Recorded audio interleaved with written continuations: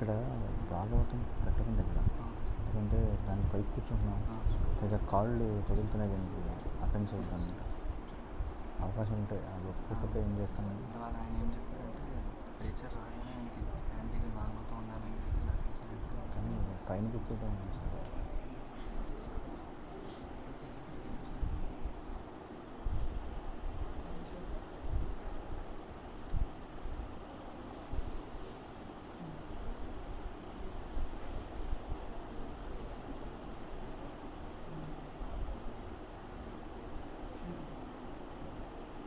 హరే కృష్ణ. ఈరోజు మనకి సిస్టర్ గారు చూసినట్టు శ్రీమాన్ వంశీ కృష్ణ ప్రభు గారు భాగవతం ఇవ్వబోతున్నారు. దయచేసి అందరూ శ్రద్ధగా శ్రవణం చేయండి. కొద్దిగా ప్రభు గారి విషయాలు చెప్పదలుచుకున్నాను. ప్రభుజీ ఇస్లాం భీమవరం టెంపుల్ అధ్యక్షులుగా అక్కడ సేవ చేస్తున్నారు. అక్కడ భవ్యమైన మందిరం అనేది నిర్మాణం జరుగుతుంది. మా అందరికీ కూడా ఆయన అత్యంత బిజీ షెడ్యూల్ ఉన్నప్పటికీ కూడా మనందరికీ కొద్ది సమయాన్ని కేటాయించడం అనేది మనం ఏనాడో చేసుకున్న సుకృతి. సో దయచేసి శ్రద్ధగా శ్రవణం చేసి భగవత్ కృపను మనం అందరూ కూడా పొందాం. హరే కృష్ణ.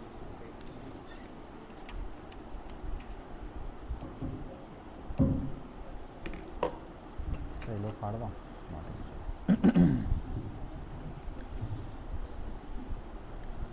జయ రాధా మాధవ कुंज बिहारी जय राधा माधव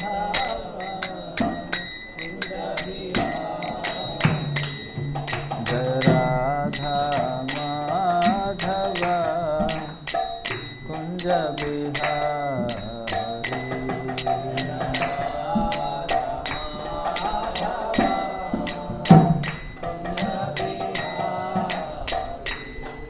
गोपी जन वल्लभ गिरिवरधारी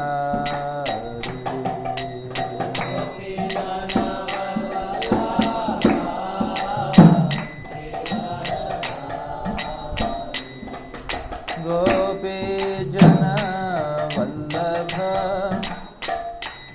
गिरिवरधारी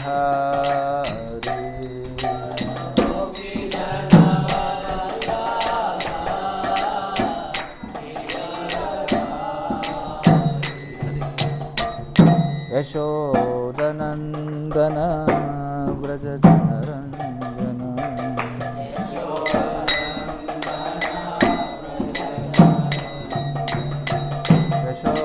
यशोदनन्दन व्रज जनरञ्जन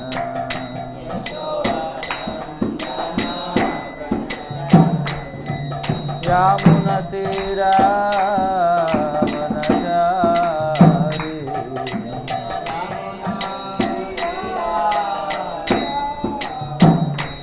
यामुना तेरा वनचारे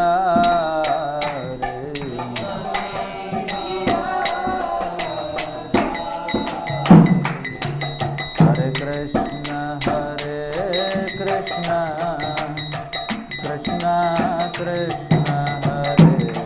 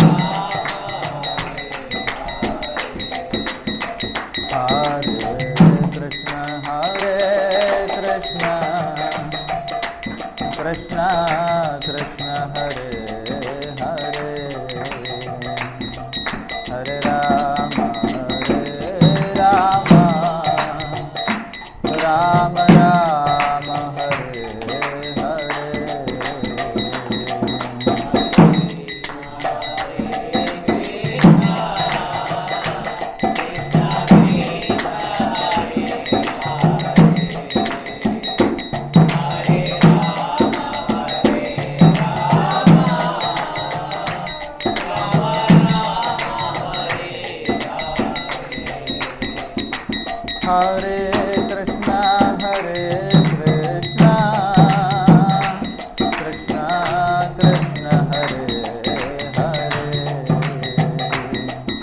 Krishna, Hare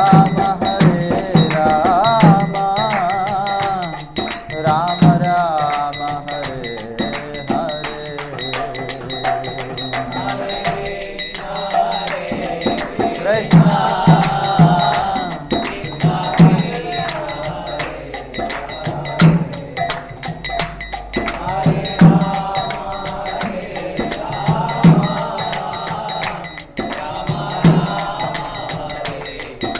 Hare Hare. Krishna, Hare Krishna,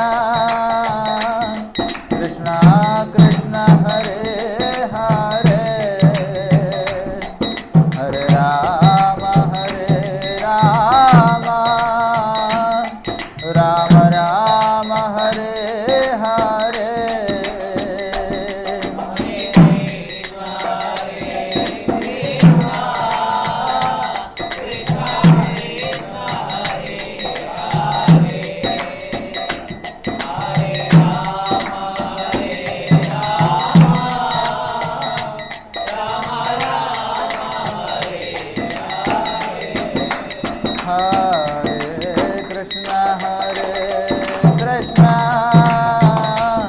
Krishna, Krishna, Hare Hare, Hare Rama, Rama Rama, Hare Hare.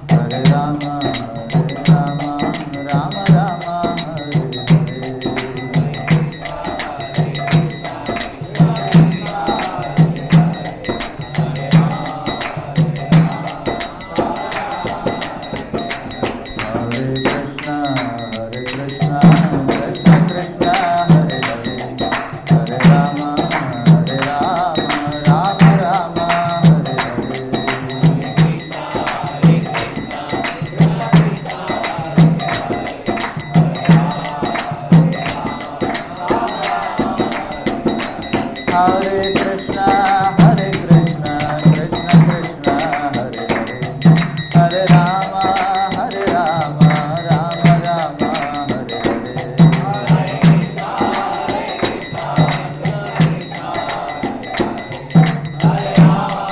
Hare Hare. Hare Krishna, Krishna Krishna, Hare Hare, Hare Rama, Rama Rama, Hare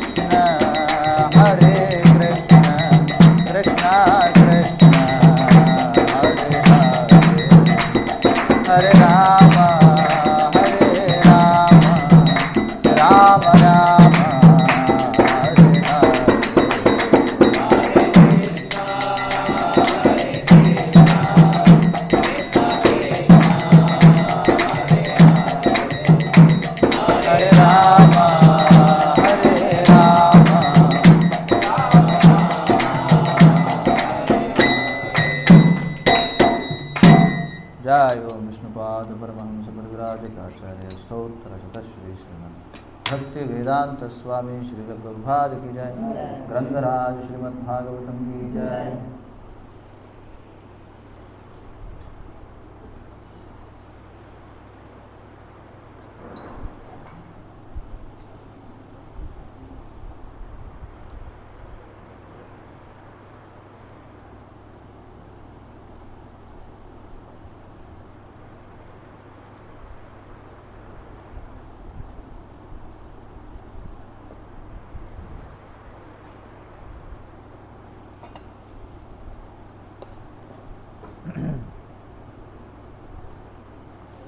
ओम नमो भगवते वासुदेवाय।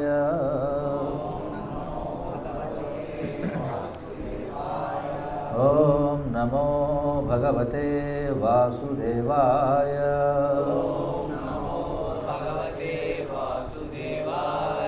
ओम नमो भगवते वासुदेवाय।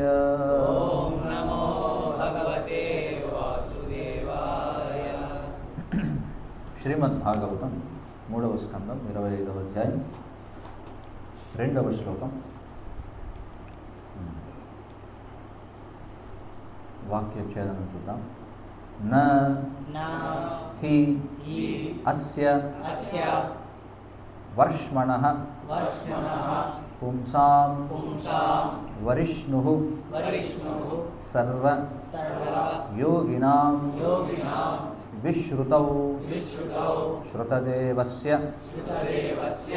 భూరి తృప్యంతి మే అసవః నహ్యస్య వర్ష్మణః పుంసాం నహ్యస్య వర్ష్మణః పుంసాం వరిష్ణుః సర్వయోగినాం వరిష్ణుః సర్వయోగినాం విశ్రుతౌ శ్రుతదేవస్య విశ్రుతౌ శ్రుతదేవస్య భూరి తృప్యంతి మే సవః భూరి తృప్యంతి మే సవః నహ్యస్య వర్ష్మణః పుంసాం వరిష్ణుః సర్వయోగినాం విశ్రుతౌ శ్రుతదేవస్య భూరి తృప్యంతి మే సవః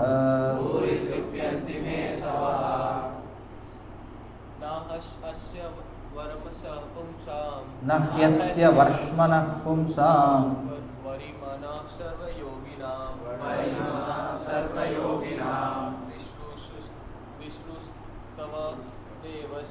విశ్రుతౌ శ్రుతదేవస్య భూరి తృప్యంతి మే సవః నహ్యస్య వర్ష్మణః పుంసాం వరిష్ణుః సర్వయోగినాం విశ్రుతౌ శ్రుతదేవస్య భూరి తృప్యంతి మే సవః నహ్యస్య వర్ష్మణః పుంసాం నహ్యస్య వర్ష్మణః పుంసాం వరిష్ణుః సర్వయోగినాం. Telugu some mistake is there then. Varimnah. Okay, in Telugu it is written as Varishnu. Okay. Varimnah sarva yogina. So please read like that only. Yeah, please continue. Vishrutau shrutadevasya bhuri trupyanti me sava nahyasya vasmanah pumsam varimnah sarva yoginam विश्रुतौ श्रुतदेवस्य भूरि तृप्यन्ति मे सवः वर्ष्मणः पुंसां वरिम्नः सर्वयोगिनां विश्रुतौ श्रुतदेवस्य भूरि भूरि तृप्यन्ति मे सवः न ह्यस्य वर्मणः पुंसां वरिणः सर्वयोगिनां विश्रुतौ श्रुतदेवस्य भूरि तृप्यन्ति मे सवः. Someone else want to read? न ह्यस्य वर्ष्मणः पुंसां वरिणः सर्वयोगिनां विश्रुतौ श्रुतदेवस्य भूरि तृप्यन्ति मे सवः. Okay, synonyms: na, not, he, indeed, asya, about him, varshmanah, the greatest, pumsam, among men, varimnah, the foremost, sarva, all, yoginam, of yogis, vishrutau, in hearing, shrutadevasya, the master of the Vedas, bhuri, repeatedly, trupyanti, are sated, me, my, avashaha, asavaha, senses. Translation and purport by His Divine Grace A.C. Bhaktivedanta Swami Srila Prabhupada, Founder Acharya, ISKCON. Saunaka continued, there is no one who knows more than the Lord Himself. No one is more worshipable or more mature a yogi than He. He is therefore the master of the Vedas, and to hear about Him always is the actual pleasure of the senses. But in Bhagavad Gita it is stated that no one can be equal to or greater than the Supreme Personality of Godhead. This is confirmed in the Vedas also. Eko bahunam yovidadhati kamam. He is the supreme living entity and is supplying the necessities of all other living entities. Thus, all other living entities, both Vishnu Tattva and Jiva Tattva, are subordinate to the Supreme Personality of Godhead, Krishna. The same concept is confirmed here. Nahyasya varshmanah pumsam. Amongst the living entities, no one can surpass the Supreme Person because no one is richer, more famous, stronger, more beautiful, wiser or more renounced than he. These qualifications make him the Supreme Godhead, the cause of all causes. Yogis are very proud of performing wonderful feats, but no one can compare to the Supreme Personality of Godhead. Anyone who is associated with the Supreme Lord is accepted as a first-class yogi. Devotees may not be as powerful as the Supreme Lord, but by constant association with the Lord, they become as good as the Lord Himself. Sometimes, the devotees act more powerfully than the Lord. Of course, that is Lord's concession. Also used here is the word varimnaha, meaning the most worshipable of all yogis. To hear from Krishna is the real pleasure of the senses. Therefore, he is known as Govinda, for by his words, by his teachings, by his instruction, by everything connected with him, he enlivens the senses. Whatever he instructs is from the transcendental platform, and his instructions, being absolute, are not different from him. Hearing from Krishna or his expansion or plenary expansion like Kapila is very pleasing to the senses. Bhagavad Gita can be read or heard many times, but because it gives great pleasure, the more one reads Bhagavad Gita, the more he gets the appetite to read and understand it, and each time he gets new enlightenment. That is the nature of the transcendental message. Similarly, we find the transcendental happiness in the Srimad Bhagavatam. The more we hear and chant the glories of the Lord, the more we become happy. Om Ajnanatimirandasya Jnananandana Chakshurunmilitam Yena Tasmai Shri Gurave Namaha Namah Om Vishnupadaya Krishna Prishthaya Bhutale Srimati Bhaktivedanta Swami Namah Om Vishnupadaya Krishna Prishthaya Bhutale Srimati Bhaktivedanta Swami Namaste Saraswate Deve Gauravani Pracharine Nirvisesha Sunyavadi Paschatya Deshatarine Jai Sri Krishna Chaitanya Prabhu Nityananda Shri Advaita Gadadhara Shrivasadi Gaura Bhakta Vrinda. Hare Krishna, Krishna Krishna, Hare Hare. Hare Rama, Rama Rama, Hare Hare. So welcome back to the second day of our association. So we will continue after the yesterday's verse. Yesterday we have discussed the first verse of the 25th chapter, third canto of Srimad Bhagavatam. So today we are discussing second shloka. Nahyasya varshmanah pumsam varimnaha sarva yoginam vishrutau shrutadevasya bhuritrupyanti me savaha. Okay. So Saunaka Rishi continued. There is no one who knows more than the Lord himself. Right? Why Vedas are known as absolute truth? What is the reason? Because it is spoken by Lord himself. And it is said that Vedas emanated from the breath of Lord Narayana.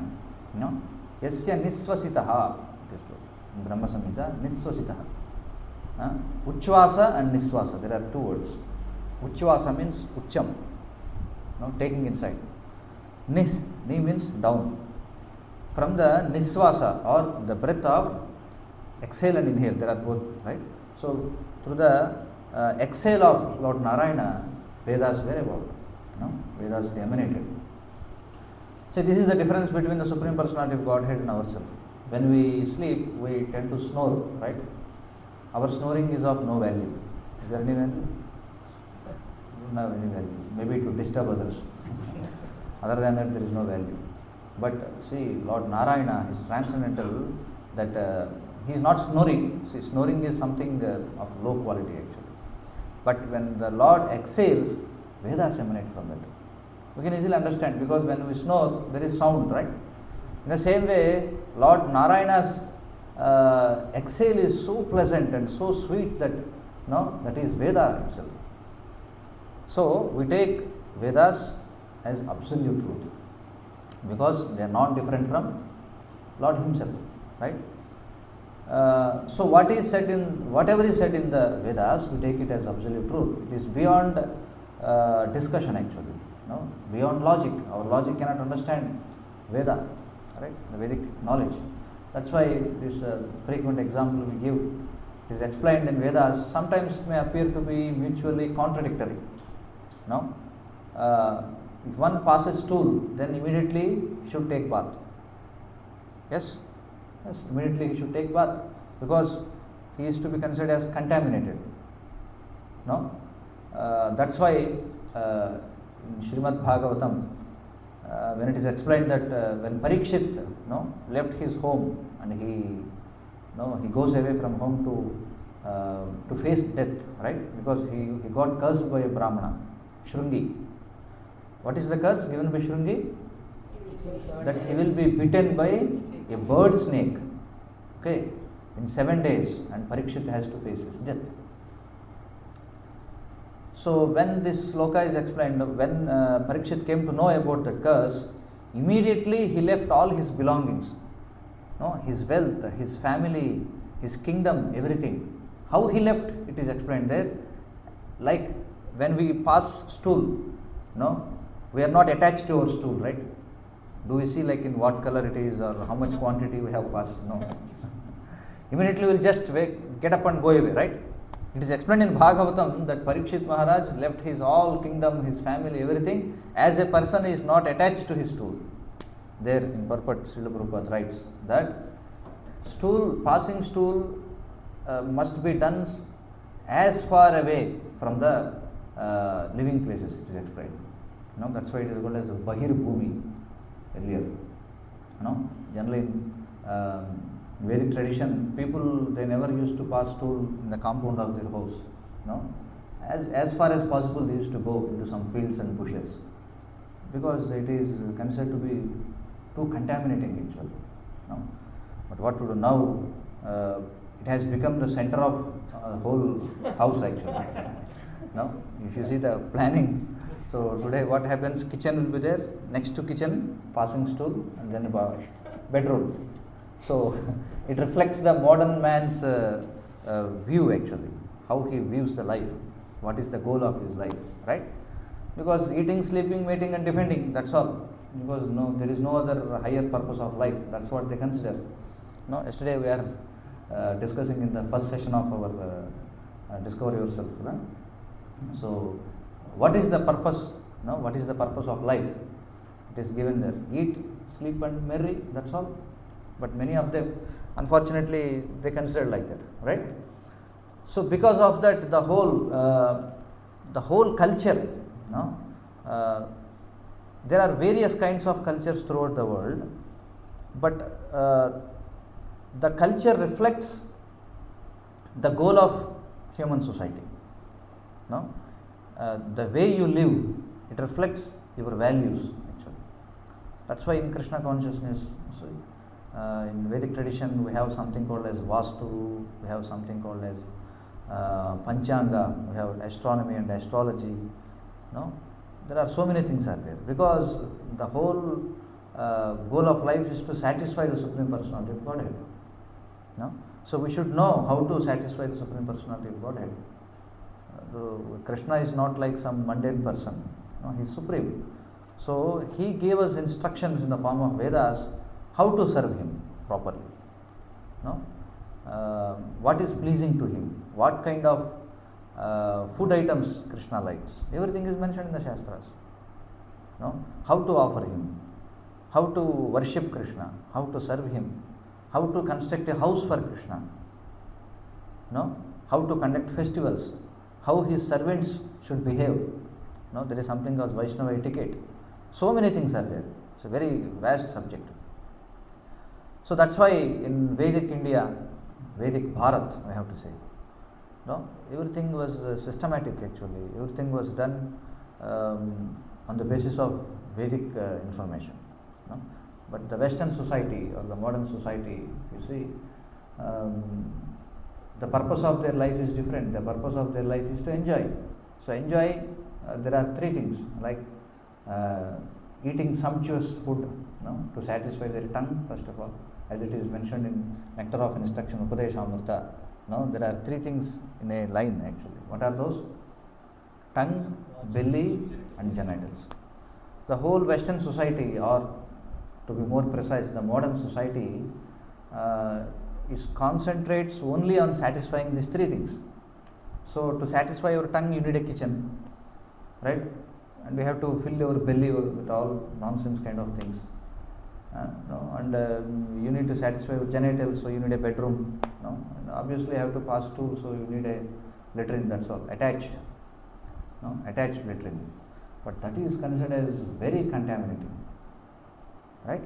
So it is explained in that purport. Srila Prabhupada explains that civilized human beings, okay, should pass stool as far as possible from the living place, it is explained. But anyway, it is not possible in the modern society. That's why Srila Prabhupada envisioned establishment of Varnashrama, Vedic society. Right? So whatever is explained in Vedas, we take it as absolute knowledge because it is directly emanating from the Lord himself. No? So no one can claim that I know something more than Lord Krishna. That's why Srila Prabhupada, he criticizes this modern commentaries given on Bhagavad Gita. No? Because they comment in such a way, because Lord Krishna, he didn't tell that in Bhagavad Gita, but they give some kind of artificial commentary, as if Krishna has given them chance, or as if Krishna has given them that service, that okay, I told only this much, in future you come and you comment and give some extra meanings, something like that. Did Krishna do like that? No, where everything is clear. He told personally to Arjuna that, see Arjuna, if you see in the 7th chapter and 8th chapter, 9th chapter, 10th chapter of Bhagavad Gita, at the end of every chapter or in the chapter he explains, see Arjuna, now I am going to give more superior knowledge than this. He says, in 10th chapter he explains, see 9th chapter, we know, what is that? Raja Vidya, king of knowledge. But again in 10th chapter beginning Krishna says, now Arjuna, hear from me that I am going to give more superior knowledge. Okay, and he also says that I am giving you such knowledge that after knowing this there is nothing remains to be known, he says. No? So everything is very clearly, if you take as it is, Bhagavad Gita, everything is very clear. But this foolish commentators, what they do, they try to poke their nose unnecessarily into Bhagavad Gita, and they give some extraneous and some concocted commentaries on that. Okay, no one is more worshipable or more mature a yogi than he. See, that's why here when purport Srila Prabhupada quotes that verse. Nacha samascha bhedikasya drusyate. No, is not given here.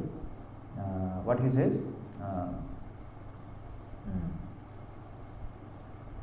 Asamurtva. Yeah, Lord is known as Asamurtva. Okay, and also explains in Bhagavad Gita. Matta parataram nanyat kinchit asti dhananjaya. He says that mattaha parataram. No, above me there is nothing. Okay, so there is no one equal to Krishna, or there is no one above Krishna. That we have to understand. No? But these impersonalist Mayavadis, they comment that there is something impersonal above Krishna. So they say this person Krishna is actually inferior to that impersonal something undefined. Okay, but that's not true. He is therefore the master of the Vedas, and to hear about him always is the actual pleasure of the senses. See, this habit we have to inculcate actually. Whenever, see, we should have some fixed time for reading the Shastra, Swadhyayam. To read Srila Prabhupada books, we should have a fixed time, some undisturbed, focused time we have to give every day, because that gives the life actually. No? And also you should make a habit that whenever you get some time, instead of scrolling through WhatsApp status and all, or what is there in the Facebook updates or YouTube updates, because this is a big disease of the modern society. Even devotees, sorry to say, many of them, no? Just if they get some time, that's all, they will begin scrolling, checking their status. Their status is checking the status of others.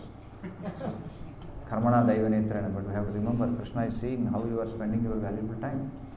But if you make a habit, please take it from me, when you get some time, just open Bhagavad Gita or Bhagavatam, and you just start reading, and you see how your life changes actually. Sometimes because of ignorance, we waste like active age in our life. And everything is done, then we realize that, we have wasted our time. So please make it a habit that whenever you get time, please try to read and see how your life, you'll be very enthusiastic actually. So that's what is explained here. And to hear about him always is the actual pleasure of the senses, it is said. Because that's why he is known as Govinda, right?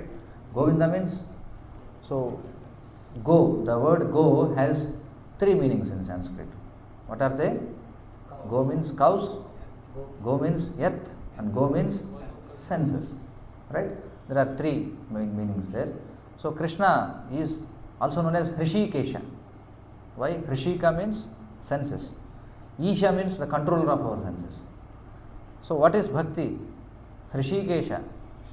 Hrishikena Hrishikesha sevanam.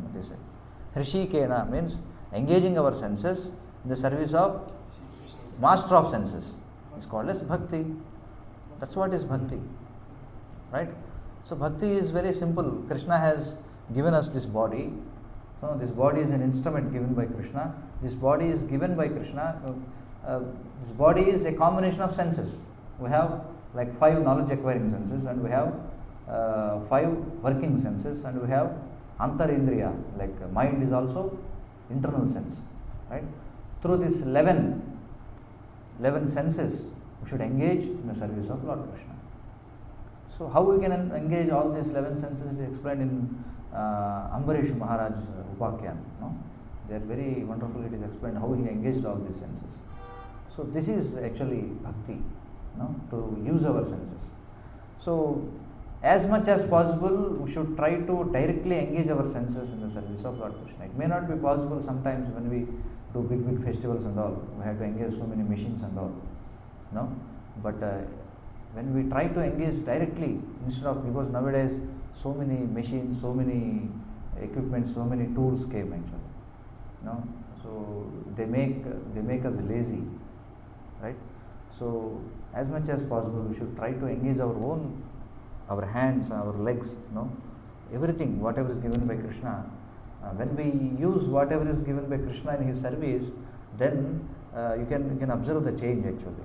You will get more strength. But nowadays we see people are very dull, no? Dull and morose.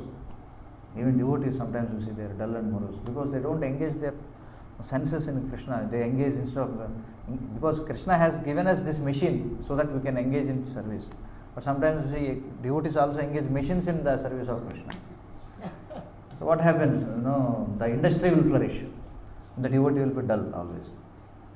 Because he is not engaging his mind, not engaging his legs, not engaging his hands. This is a very important thing, basic thing we have to understand. Right? Nacha samascha bhitikasya dushyate swabhaviki jnana phalakriya cha.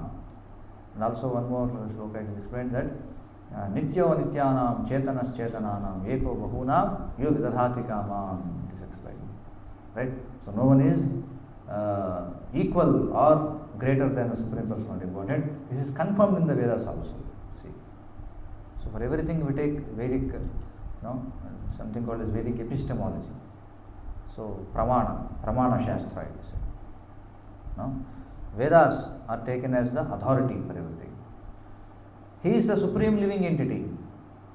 No? What is this? Nityo Nityanam. Nityo Nityanam. No? And he is supplying the necessities of all other living entities. Eko bahunam yo vidadhati kaman.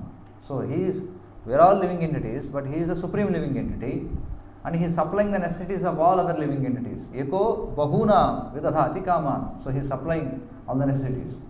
Thus all other living entities, both Vishnu Tattva and Jiva Tattva, are subordinate to the Supreme Personality of Godhead, Krishna. So how many Tattvas are there?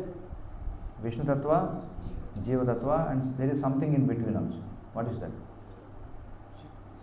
Shambhu Tattva or Shiva Tattva we call. No? So Vishnu Tattva, like the plenary expansions of Lord Krishna. So Vishnu Tattva, they are plenary expansions, like they are equal in power, equal in opulences, right? That we should understand. But Jiva Tattva, no, they are separated expansions, it is said, right? Why separated expansions? Because we don't have equal power as Vishnu. We are infinitesimal, right? He is infinite, he is Vibhu, and we are Anu. And Shambhu Tattva, it is an intermediary Tattva. Sometimes he behaves as Vishnu Tattva and sometimes he behaves as Jiva Tattva. In Bhagavad Gita, in two different shlokas, Srila Prabhupada explains two different aspects of Lord Shiva actually. In one place, when he has to explain about Dhira, he takes Shiva as an example, that Shiva is Dhira, he could control his senses. In another place, he explains that even Shiva got bewildered, right? Sometimes devotees may get doubt, why? What is this? One place Shiva is glorified and one place Shiva is shown as something less. Why it is like that? Because Shiva behaves like that. Shiva is Shambhu Tattva. Sometimes he behaves as Vishnu, Anparitve Vishnu he behaves like. But sometimes he behaves like a Jiva when he gets bewildered. For example, Mohini Murti, she bewildered Lord Shiva. So even Shiva cannot control himself before Mohini Murti. Mohini Murti, that form is not material form, because Lord Shiva, he cannot be bewildered by material form, because his wife is, who is his wife? Parvati. Parvati is material nature, right? Mother nature. So it is material nature. So material nature cannot bewilder Lord Shiva. But Lord's internal potency can bewilder Lord Shiva. So Mohini Murti is not a material form. It is internal form of Lord Vishnu or Lord Krishna. So before that even Shiva cannot stand. He gets bewildered. So we know the whole story from Bhagavatam, right? Questions can be taken later. Okay, so Vishnu Tattva and Jiva Tattva are subordinate to the Supreme Personality of Godhead Krishna. That we have to understand. That's why it is explained in Chaitanya Charitamrita, Ekala Ishvara Krishna Arsava Bhrutya. Ekala Ishvara Krishna. Krishna is the only controller. Arsava Bhrutya. Whatever is there, everything is Bhrutya. Bhrutya means they are all maintained by Krishna, or they are servants of Krishna. Here it means that even all the other incarnations, see, all the other incarnations, all the other expansions, okay, all Vishnu Tattvas, Shambhu Tattva, Jiva Tattva, everything is Bhrutya, and Krishna is Bharta. Bharta means who maintains. Bhrutya means who is being maintained, or the servants. Bharta is the master. Okay. Nahyasya Varshmanah Pumsam. Among us the living entities, no one can surpass the Supreme Person, because no one is richer, more famous, stronger, more beautiful, wiser, or more renounced than he. Is there anyone like that? No. In material world we can see someone is rich, someone is famous, someone is strong, someone is beautiful, someone is wise, someone is renounced. Maybe we can see only any one quality among the six, that too in a very minute quantity. Right? If one is rich, one may not be famous. One may be famous, but he may not be stronger. One may be stronger, but he may not be beautiful. One may be beautiful, or he may not be wise. See, no. Even though if someone possesses all these things, he cannot possess it for a long time. Right? You see, this Times magazine or Forbes magazine, every year they come up with a survey like who is the richest person in the world. But we see the same person doesn't remain richest for ever. Right? Every year the position changes. Someone comes. And there is some saying in Hindi, Aaj ka Raja Kal ka Kutta. Right? So a person who is a king today, he may become a dog in the next life. As it happened with one of the Prime Minister of India. Srila Prabhupada quotes that, I don't want to name, but he says, so one Prime Minister of India, he passed away, but in Switzerland a man is having 2 dogs. And an astrologer told that one of the dog is the ex-Prime Minister of India. In that case, Prabhupada explains that Aaj ka Raja Kal ka Kutta ho sakta hai. So anything may happen, because unless you develop at least some sort of God consciousness, Krishna consciousness, it's very dangerous actually. That's why it is explained in the 2nd chapter. Neha vikramana shosti pratyavayo na vidyate swalpamapyasya dharmasya trayate mahato bhayat. See, swalpamapyasya dharmasya. If a person is at least a little advanced in Krishna consciousness, that will guarantee him a human life in the next birth.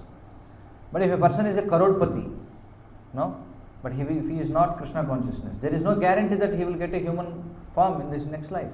See, so that's why the goal of human life is to inculcate Krishna consciousness, not to become materially successful. See, this we have to understand. Right? These qualifications make him the Supreme Godhead, the cause of all causes. As it is said in the Shastras, Aishwaryasya, Samagrasya, Viryasya, Yashasriyaha, Jnana, Vairagya, Saiva, Shannam, Bhagaitingana. So, Supreme. So that's why in Bhagavatam, 1st canto, the 1st chapter, 1st sloka, Srila Prabhupada explains the difference between God and Supreme Personality of Godhead. There is so much difference between them.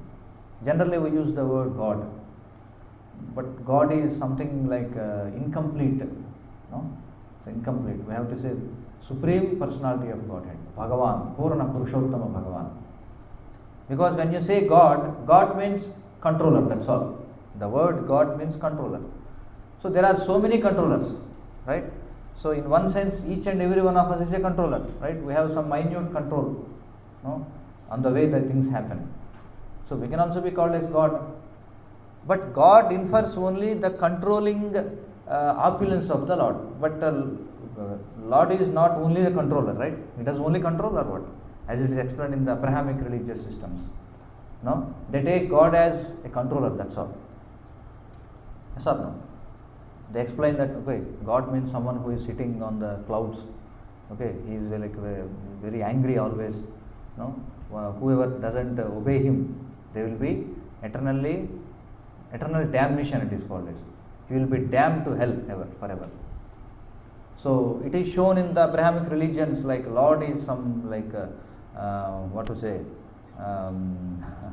monarch actually, a sadist monarch. That kind of impression comes if you yourself read, this Old Testament and all, New Testament if you read. or Quran or any other Abrahamic religious text, you will get an impression that what to say, without any biasedness, it's unbiasedly, if you read those scriptures, you will get this kind of understanding that Lord is very cruel, because he is sending everyone to hell. Whoever doesn't obey him, there is no second chance, they will be eternally damned to hell. See, but we don't find in Bhagavad Gita like that. Krishna is giving so many chances actually to rectify us. So the word God, it gives the meaning that he is controlling, but Krishna is not only controlling. No, that's not the absolute explanation of Bhagavan actually. He is the source of everything. He is existing before this material creation. This material creation is bhutva praliyate, right? It comes into existence, it is maintained for some time, and again it annihilates, and again it enters into Mahavishnu. So Supreme Personality of Godhead, when we use that word, it means that he is before creation, he is already existing before creation, means material creation. Because there is no concept of creation in spiritual world. Spiritual world is always existing. This is something difficult for many people to understand. No? When this Atma Tattva is explained in the second chapter of Bhagavad Gita, when it is said that spirit soul is ever existing, it is difficult. How it is ever existing? Because in material world we are conditioned, because we always see that something has a beginning and something exists for some time, and something has some end point. So whatever we think, whatever we hear, we try to take it through that filter actually. Something called as knowledge filter. No? Even though we explain spiritual knowledge, people tend to filter it through their knowledge filter. So when we speak about soul also, many people don't understand how it is that I am always existing. How? They don't understand. So we have to understand that in spiritual realm there is nothing called as creation, because it is ever existing. Only the material world is being created always. Bhutva pralayate. It is again and again created, again and again maintains, and again it gets annihilated, and again the same cycle goes on as it is explained in Bhagavad Gita. Right? So Supreme Person, this word is very important actually, very deep and very profound. It has a profound meaning. No? Supreme Personality means one who exists always, one who is full with these six opulences. No? Who remains even after this material world becomes annihilated. No? Who is always enjoying in his own spiritual abode. No? This import is given by Supreme Personality of Godhead. Very wonderfully, Srila Prabhupada explains the difference between God and Supreme Personality. Okay, so yogis are very proud of performing wonderful feats. What are the wonderful feats? There are 8 siddhis actually, 8 kinds of perfections. What are they? Anima, Laghima, Garima, Isha, something, Prakamya. There are 8 kinds of siddhis, 8 kinds of perfections. So what happens to this Ashtanga yoga system? 8-fold yoga system it is said. This 8-fold yoga system, it's like a ladder. What is the goal of this Ashtanga yoga system? Samadhi. It is said that Samadhi. Samadhi means, Srila Prabhupada translates it as steady mind, steady state of mind in Krishna consciousness. Because mind cannot be steady without Krishna consciousness. No? That's why it is said in somewhere in Bhagavad Gita, Ashantasya kutah sukham. It is explained. Ashantasya kutah sukham. Shanti is obtained when your mind is steady in Krishna consciousness. No? So mind is a great problem, right? People become crazy actually. They cannot control their mind. But how mind can be controlled? They try in so many ways. It's a multi-billion industry actually. Personality development programs, all these things. How to control mind. So many mechanical ways of controlling mind. But the simple thing is mantra is given to control mind. Mantra means manah iti trayate iti mantraha. See, which delivers the mind from these material shackles is called as mantra. So when you keep chanting Hare Krishna, Krishna Krishna, Hare Hare, Hare Ram, Ram Ram, Hare Hare, by following all the regulative principles, right? Following 4 regulative principles, so many things are there. But initially we say that 4 relative principles and taking Krishna Prasadam, all these things. But there is so much into it actually. So you can understand all these things when you begin practice. So mind can be controlled. Mind will be like unbridled if it is not connected to Krishna consciousness. Right? You should dovetail the mind with Krishna conscious activities. So mind can be peaceful because mind is also one of the senses, right? It is subtle sense and it is very powerful sense. As Arjuna, he accepts in the 6th chapter of Bhagavad Gita. What does he say? Pramadhi balavadrudam tasyaham nigraham manye vayurapi dushkaraha, he says. Vayurapi dushkaraha. Maybe I can control wind, Krishna, with my arrows, maybe I can control wind, but for me it is impossible to control my mind, he says.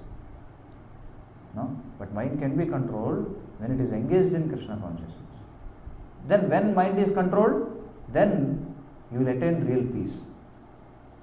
But uncontrolled mind, it leads to chaotic situations. Right? So, yogis, what they do, the ultimate end of this yoga system is to attain samadhi. Samadhi means steady mind in Krishna consciousness. Okay, but before going to that level, what happens when you reach a certain stage, you will attain some perfections. No? Previously many bogus incarnations in India especially, they used to go to some Himalayas and all. They used to start this, they used to begin this yogic process. And at some level, you will get all kinds of perfections. Not all, at least 1 or 2. Then they will be satisfied with that because they are impure at heart. Their yogic process is not to please Lord Krishna, no, but for some sense enjoyment. All this you see, Naga Babas and all, Aghoras and all. So many, they do so many kinds of very very difficult penances actually. Through that they get some perfections. 1 or 2 perfections is enough to cheat the public. Okay. What they do, they attain some kind of perfection. That's all. They will close their penance there. They will come to normal society and initially they will show some magical feats and all. But the thing is, if you want to maintain the perfection, you have to continue the penance also. If you don't continue your austerity, you cannot maintain the perfection. What these people will do, they will do some austerity for some time, they will attain some level of perfection, they come to the normal society and they start showing their perfection, and people, they think that, oh, he is Bhagavan. See? They think he is Bhagavan. But what happens, when more people get attracted to him, he will become a bhogi. Earlier he was yogi, but now he will become a bhogi. No? He will try enjoying all money, women, all these things. So slowly he will lose all his perfection. Now what they will do, they will enter into humanitarian activities. They will start giving charity, opening hospitals, free education, pipeline system, drinking water facility, okay, free education, all these things they will start. This is the second phase, right? Because no more they can display any yogic power there. No, and slowly people will glorify him as Bhagavan. We have seen so many wheelchair Bhagavans and all. No? So very, like, society is filled with cheaters and the cheated, as Prabhupada says. People want to be cheated, so someone will come and cheat them. No? Between Krishna will be there. As a Paramatma, he combines everything. Come on, you get cheated, you go and cheat them like that. Right? So yogis are very proud of performing wonderful feats, but no one can compare to the Supreme Personality of Godhead. No? For example, a yogi can expand himself. If he is a real yogi, he can expand himself unto 7 bodies or maybe 10 bodies. Maximum, that's all. But Krishna can expand himself unlimitedly, right? When he appeared in this world, he showed many wonderful pastimes, right? He expanded himself as 16,108 Krishnas so that he can get married to them individually, right? It's a great pastime explained in Bhagavatam. But yogis, they cannot do like that. No? Yogis cannot do that.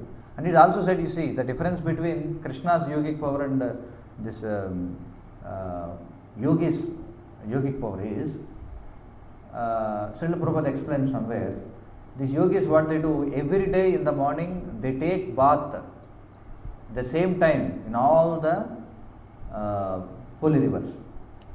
But what happens, the original person who is there, whatever he does, all the other expansions also can do the same thing. They cannot act independently. That is the problem. If he takes bath here, all the other forms has to take bath. The he entered the stage actually, no? So Satya will be watching, and Krishna expands himself into 10 personalities. No? Immediately he will subdue the 10 bulls actually. Then Satya will be happy. Oh, thank you God. Because I thought like Krishna, he spends only with one wife and that's all. Remaining wives has to cry. Nothing like that. Now I am convinced that Krishna can satisfy. So he can, all the expansions of Lord Krishna, they can act independently. No? One more example we see in the maybe 11th canto or 12th canto of Srimad Bhagavatam. So Krishna wants to satisfy his two devotees, one Brahmana and one king. No? Krishna will be going with all rishis with him. Suddenly both of them, they will meet Krishna and they ask, please come to our house. Both of them will invite Krishna simultaneously. Now what to do? Whether to go, whether to satisfy the king or whether to satisfy the Brahmana. No? Now the rishis are also in dilemma actually. Now what Krishna does? What to do? Then Krishna expands not only himself but also the whole, rishi samuha along with him into two forms. No? One group will go to king and one group will go to the Brahmana. See? No? So Krishna, not only himself, but when he gives power, when he, Shakti Avesha, when he empowers his devotees can also work like Krishna actually. Prabhupada gives an example that a high tension wire, for example, when we connect other wire, the other wire also, it acts like the high tension wire. Same power will be there, the same way, right? Anyone who is associated, Prabhupada explains here, anyone who is associated with the Supreme Lord is accepted as a first class yogi. See?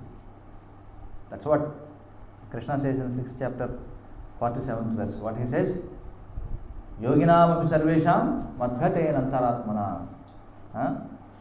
Shraddhavan bhajate yomam same yuktatamo mataha. He says, I consider him as the foremost yogi, one who is always engaged in my devotional service. So that kind of yogi, madbhakta pujya bhedikaha, they said.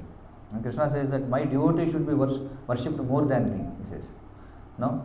Devotees may not be as powerful as the Supreme Lord, but by constant association with the Lord, they become as good as the Lord himself. That is the point here.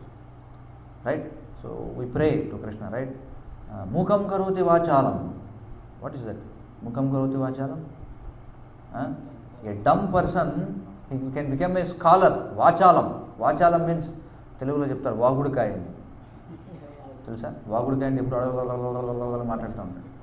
So like that, a dumb person, he can become a scholar. No? And pangum langaite girim. Pangum means, what to say? What is that exact word? Lame person. Lame, right? A lame person. He can jump, Langhanam. Langhanam means jumping, like Hanuman, he jumped, over the sea. So, Yat Krupa Tamaham Vande Sri Gurum Deenataranam. If there is mercy of a spiritual master and mercy of Lord Sri Krishna, then all these activities can be performed. Okay. Sometimes the devotees act more powerfully than the Lord. Can you tell me some example? Yeah, in Ramayana, if you see, Lord Hanuman, he himself can kill Ravana. No? Even Lord Rama knows that. Hanuman also knows that. He himself can kill Ravana. But he will not do that. Why? Because he wants his master to be glorified. Okay, Hanuman wants Rama to be glorified for killing Ravana. So sometimes devotees, they act more powerfully than the Lord. Of course, that is Lord's concession, Prabhupada says. Also, the word used here is Varimnaha. Varimnaha means the most worshipful of all yogis. That's why Krishna is known as both Yogishwara and Yogeshwara. See, there is difference between that. Yogeshwara and Yogishwara. What is the difference? Yogi and Yoga. Yogi means the person, yogi. And yoga means the power of a yogi. So Krishna can show unlimited yogic power, no? And he is the best of yogis, for example. So he is both Yogishwara and also Yogeshwara. So it is a real pleasure of senses to hear from Krishna, it is said. That's why he is known as Govinda. So Bhagavad Gita and Srimad Bhagavatam, that's what I am telling. So you read again and again, again and again, again and again. Like our, who is that? Kulashekar Alwar, he says. What does he sing? Navanava rasadhamani udhyatam rantumasit, he says. No, he says that when I serve the Lord, every day I experience new rasas actually, new taste. The same way, the same Bhagavad Gita, same Bhagavatam. First time you read, you will have some understanding. Second time you read, some new understanding will be there. Third time you read it again fresh. You feel like, oh, I am freshly reading. Like you may feel, this point I read many times, but somehow it didn't struck me. We feel like that, right? Do you have that experience? Is there anyone who read Bhagavad Gita second time or third time? Yeah, so you must be having that experience, every one of you. Right? So the more we hear and chant the glories of the Lord, the more we become happy. But unfortunately in modern society we don't have time. We don't have time. Because this modern society, the modern way of living, no, it sucks our time actually. Yeah. So this is asuric, no, Prabhupada explained that this is ugra karma. So that's why Prabhupada said, if this movement has to go for 10,000 years, no, you should establish a Vedic society, Varnashrama society. Because if you have to preach, see, already we have to preach in this kind of metropolitan cities and cosmopolitan cities, we have to make so many compromises in preaching. No? You see, so many compromises are done, otherwise you cannot bring people. If you have to follow Prabhupada as it is, then you don't expect many people to come. No? But if you compromise, what happens? If you compromise, there won't be any purity. If there is no purity,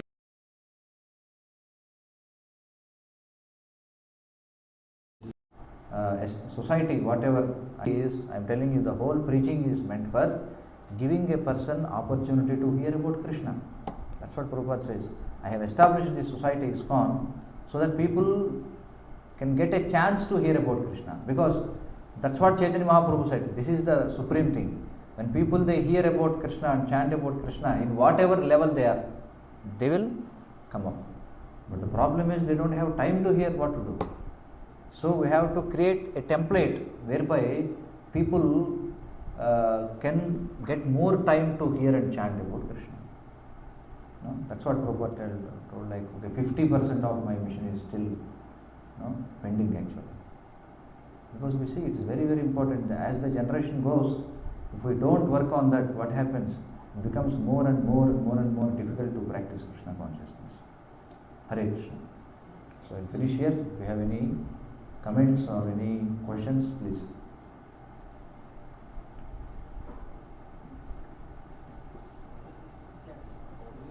Yes. Can you give me examples about the Vishnu Tattva?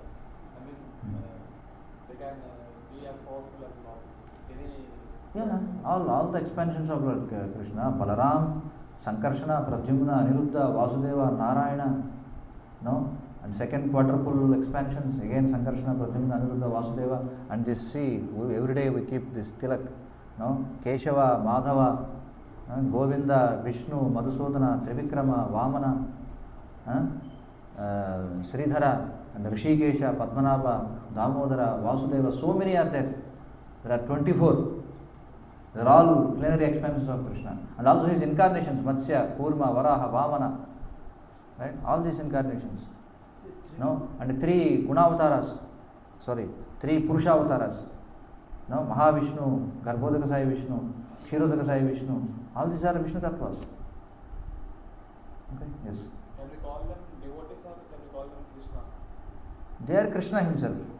But at the same time they are serving Krishna's purpose. Because when we see Ramayana, Mahabharata, Lakshmana served Rama, Balrama served Krishna. Yeah. Can we call them them as devotee or can we call them? Devotees, you can call them, or they are expansions of Krishna. So everything is meant for Krishna's pleasure. That's the basic thing. Why Krishna explained Eko Bahushyama? Why Krishna explained? Why Krishna expanded as so many forms? Is for his pleasure. So they are meant for Krishna's pleasure. That means Krishna is the master and they are servitors. That's what is explained here. Arsava Bhrutya. Yes. Please. About Trivikrama. Actually, he raised a hand and you are asking a question. Let him first ask. Please. Yes. You already have a full class and also. Yeah, this has become something common. It has become common, but Generally, everyone says we on the don't class. speak out of like. Hare Krishna. Anyway, please. So we compare and contrast yogis and Krishna. And in that I didn't understand. Yogis can go at different places, which yogis they are taking bath, and the other expansions are not independent, right? Yeah. So we compared the story of the Krishna controlling the bull. So can you just, I didn't understand, repeat it once again? Yeah, please. See what happens when a jiva attains yogic power. Okay, and Krishna, he is the Krishna is the treasure house of all this yogic power. No, the thing is, when Krishna expands into many forms, all the forms can act independently. Okay, independently means in the same time they can do various kinds of activities. But when a jiva becomes a yogi and expands himself, whatever the yogi does, all the other forms can do the same thing. They cannot act independently. That's the point. What is past tense? How do we learn this? Yeah. So when Krishna subdued these bulls, no, so this Satya is watching how Krishna is going to do it now. So Krishna expanded into 10 various forms, and in different ways he subdued the bulls. Not that one person is doing same thing and all the other forms are doing the same thing. So he acted independently and he subdued all of them. So then Satya could understood that, oh, Krishna is supreme. He is not like a normal human being, that it's like a, stereotyped mechanism. No, not like that. He can act independently in unlimited number of ways. So he can satisfy all the living entities at the same time. Because he is already there in the form of Paramatma. Paramatma is there along with every one of us, right? But he is independent. That's what is explained in the Shastras. One who understands that even though Krishna is there independently in every heart of every person and every atom, he acts independently. That is his Yoga Shakti. Achintya it is. Rudy, I have a second question regarding compare and contrast preaching in metropolitan city and preaching in other places also. Yeah. And you said that the preaching in the metropolitan city has to be compromised. Yeah. Here. So if possible, simply to elaborate on this. Can you say? Sorry, what is that? What are the compromises? If it's possible, simply. No, there is no way actually other than compromising. So many compromises we make. For example, see, like if IT work, if many of them are IT people, so there is saying that early to bed and early to rise, right?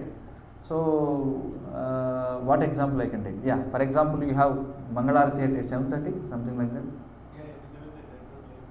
Yeah, because that arrangement should be made, otherwise how people will come? Yes or no?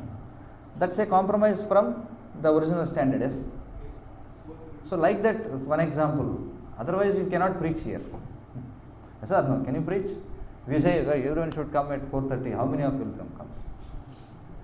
Is it difficult or not? Because people, they sleep at 12 o'clock at night.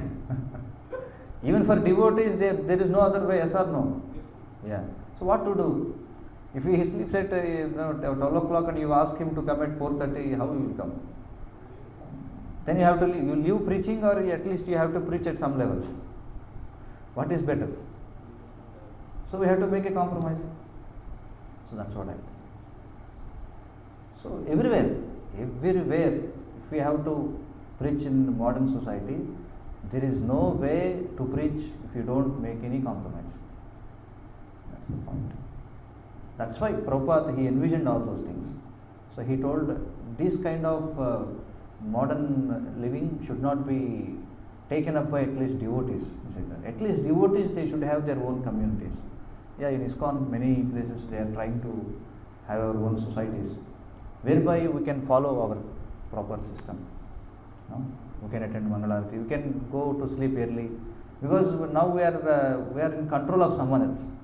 We are not independent, we don't have that independence, right? All these corporate companies, owners and all, they are all some lechas and devanas, right? Yes or no? So what do we expect? That's what. Yeah. Yes. Actually, I never heard about Trivikrama. Trivikrama. Okay. I want to know about Trivikrama. Okay. Trivikrama means Vamana. Vamanadev is called as Trivikrama. Trivikrama means, three means three. Vikrama means in 3 steps he conquered the whole Brahmanda actually. Vikram means adventurous. Vikram means adventurous person. So this is a big adventure for the Lord. Trivikrama, yes, just in 3 steps he covered the whole Brahmanda. That's why it's called as Trivikrama. Sometimes it is also called as Urukrama. Another word called Urukrama, same meaning. Urukrama means one who performs very adventurous things. Yeah.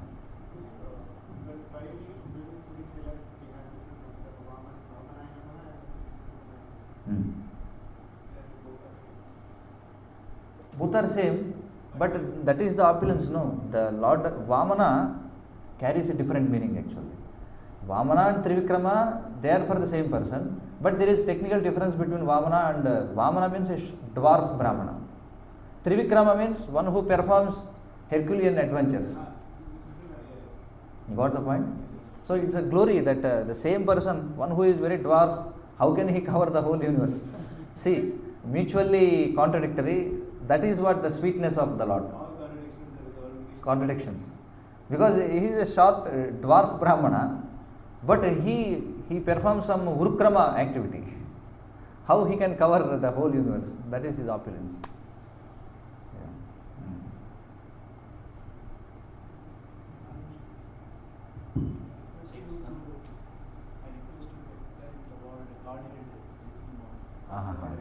Yeah. Godhead. Godhead means there are, you see, 33 crores of demigods. They are also God, we can call them God because they are having controlling power. But Krishna is the leader of all, so he is called as Godhead. You understood the point? Krishna is the leader of 33 crore demigods.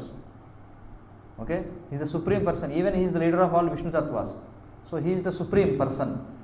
Okay? That's why it is called as Godhead.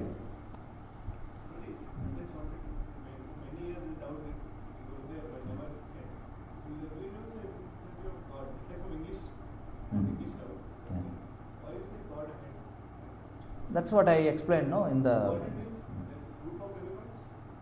No, see, when we say God, God is something like a normal and inferior way of calling someone. Okay, yeah, some normal thing. But when you say Supreme Personality of Godhead, it carries the whole, Gambhira, like the whole weight of the Bhagavan. The word Bhagavan is there, no? Like that. But in Western countries they say God. God is something imported from, it's an English word, right?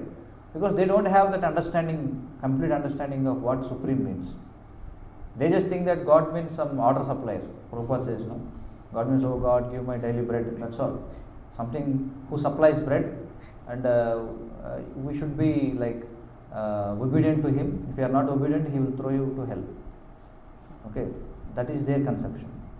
So that's why Prabhupada, before explaining Bhagavatam, he first clarifies that word.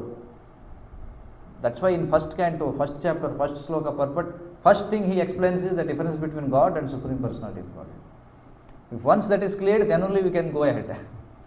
That's why Prabhupada explains like that. Yes. You might possibly use the word simply Supreme God like that. Supreme Personality of God. See, always we may not be always be able to spell the whole thing, Supreme Personality of God. You can say Bhagavan, ho gaya. You say Bhagavan in Sanskrit, bas.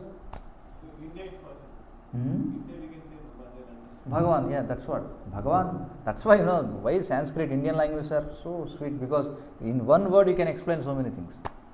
But the same thing has to be conveyed in English. You have to speak sentences and sentences. No? Words are much larger than Telugu words or Sanskrit words. Yeah, that's what. Telugu we say Devata, Devata. అవును. what is Devata? దేవత అంటాం. Then why is the word demi? Demi means sub. Some people misunderstand like demi means dummy. No. Demi means sub god. Demigod means he is not supreme, but he is under the supreme. So దేవత అంటే తెలుగులో దైవత్వము కలిగినది అని అర్థం. దేవత అంటే దివ్యత్వము కలిగినది. దివ్యత్వము అంటే they are empowered by the supreme person. అంటే భగవంతుడి నుండి కొంత దివ్యమైనటువంటి శక్తిని పొందారు కాబట్టి వారిని దేవతలు అని చెప్పి అంటాం. అది అర్థం. దేవత అంటే కొంతమంది ఏమనుకుంటారంటే దేవత అంటే స్త్రీ ఏమో అనుకుంటారు. అలా కాదు. దేవత అంటే స్త్రీ అని కాదు అర్థం. దేవతలు అంటే ఎవరినైనా దేవత అనొచ్చు. ఈ వీళ్ళందరినీ 33 కోట్ల మందిని. Yes yes. There was one line in the purport where it was mentioned that devotees by constant association with the Lord, they are also empowered by the Lord. Yes. So we gave the example of Krishna where he was there with lot of rishis in the chariot and two persons came and invited him to their house. No, see, that's a different concept. Here constant association, I can give one more example. Yeah, that's okay. Like when an iron rod is in constant touch with fire, what happens? It becomes It also starts working like fire. That example you can take. The same way, when devotees are steady in Krishna consciousness, they can also make others pure. Otherwise, how this movement is expanding? Srila Prabhupada, he started the movement and he initiated many disciples and he went on to some other place to preach. Okay, so now how it has to be continued. Again, the people who got associated with Srila Prabhupada, they started acting like fire again. So they initiated something. It goes on eternally like that. Yes.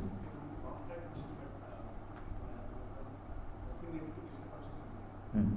We say in English, International Society for Krishna Consciousness. Hmm. In Hindi we say Antarashtra Krishna Bhavana Sangha. Hmm. Krishna Bhavana means Krishna, coming from Karnataka, Krishna Bhavana. Okay. Hmm.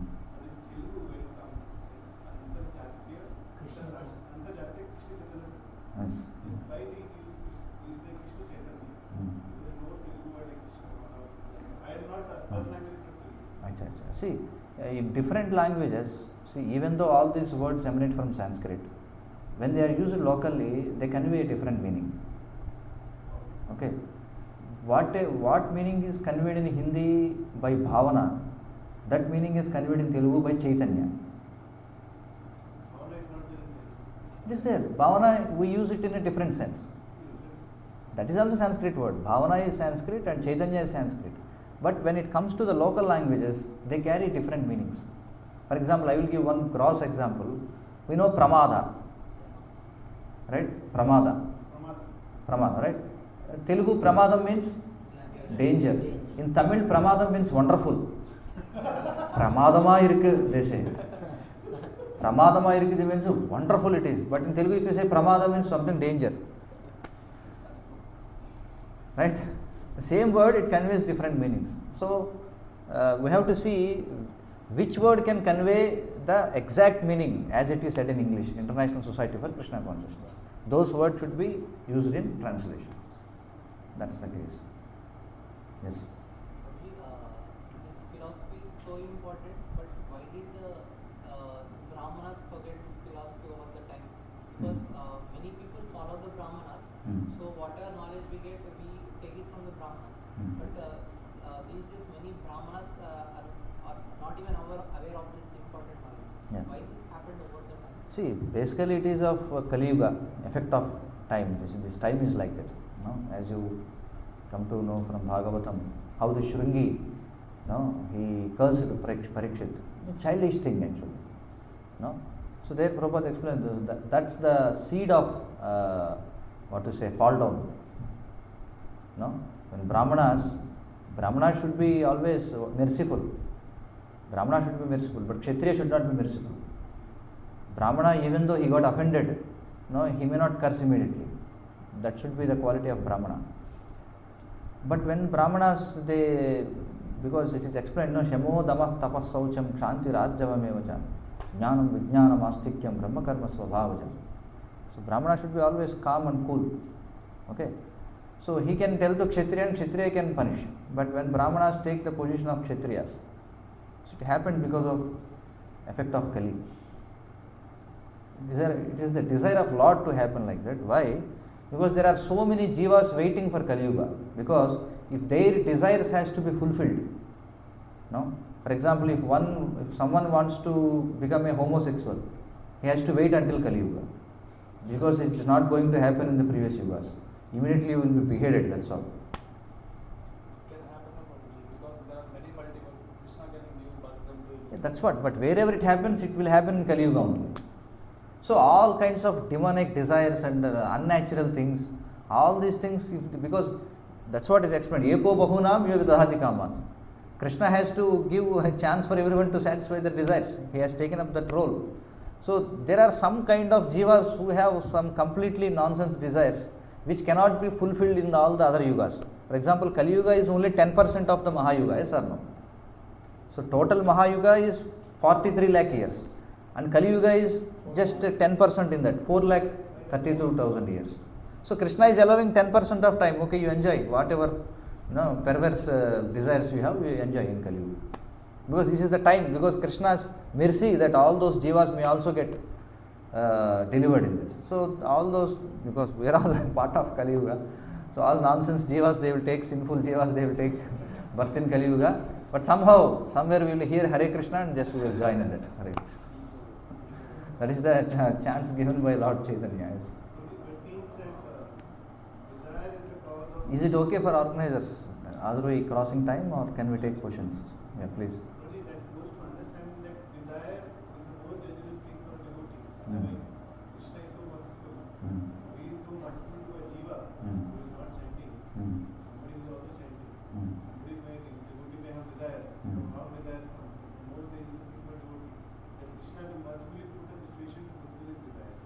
Yeah, that's what I said. So Krishna makes sure that everyone learns a lesson. Some people by hearing they can understand. Some people they experience. Some people they don't understand even the experience. So Krishna has to give chances for all kinds of jivas. No? Because he is Supreme Father. Like that. Okay? Any other question?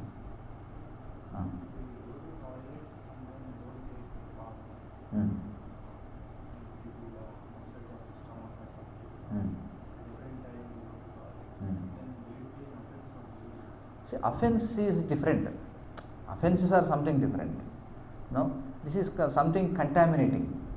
We contaminate our own existence. We don't take bath after passing a stool. Or at least wash our legs. No? And gargle, all those things when we pass water. So these things are there. If you don't do, it's not an offense. You will be in an impure state. That's all. It's not an offense.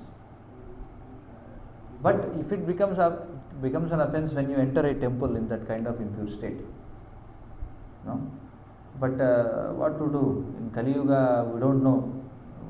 Whoever is coming to temple, we don't know where from he is coming. Yeah? Contaminated. That's why it is said, Harer Nama, Harer Nama, Harer Nama Eva Kevalam. Kalo Nastyeva, Nastyeva, Nastyeva Gacharanyada.